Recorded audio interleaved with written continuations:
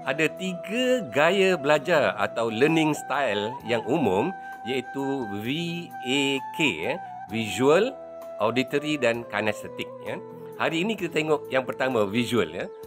Gaya pembelajaran visual ialah satu kaedah di mana seorang pelajar cenderung untuk belajar sesuatu bahan pelajaran dengan cara melihat. Mereka menggunakan deria penglihatan secara optima.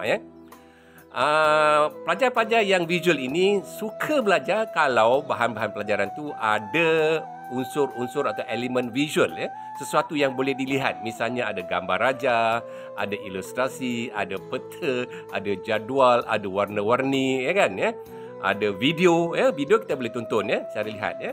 Jadi mereka lebih senang faham, ingat dan menguasai sesuatu bahan pelajaran dengan cara melihat berbanding dengan cara mendengar. Mendengar tu auditory.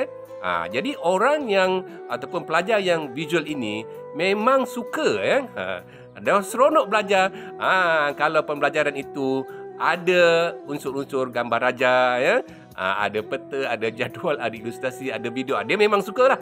Dia seronoklah kalau belajar macam tu. Jadi pelajar-pelajar ni misalnya kalau dia tak kisahlah pelajar kanak-kanak ke dewasa ke pelajar universiti ke pelajar college ke, kecenderungan visual tu memang ada. Jadi mereka suka bahan-bahan pembelajaran yang ada elemen gambar. Elemen gambar. Sebab apa? Sebab otak kanan kita memang merakam maklumat dalam bentuk visual. Bentuk visual.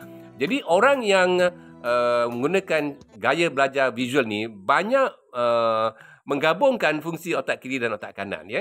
Dan mereka suka belajar bila ada peta minda, ada gambar raja, ada carta ahli, ada video, dan mereka suka buat nota dalam bentuk mind mapping. Ada carta ahli, ada warna-warni. Dan mereka suka gunakan pewarna, highlighter. Kerana kalau ada bahan penting, isi penting, mereka warnakan pakai highlighter. Dan mereka suka juga menonton video-video pembelajaran. Jadi itu akan banyak membantu mereka untuk memaham, mengingat dan menguasai sesuatu bahan pembelajaran. Jadi anda macam mana? Adakah anda termasuk golongan orang yang menggunakan visual learning style atau bagaimana? Kita jumpa lagi. Terima kasih.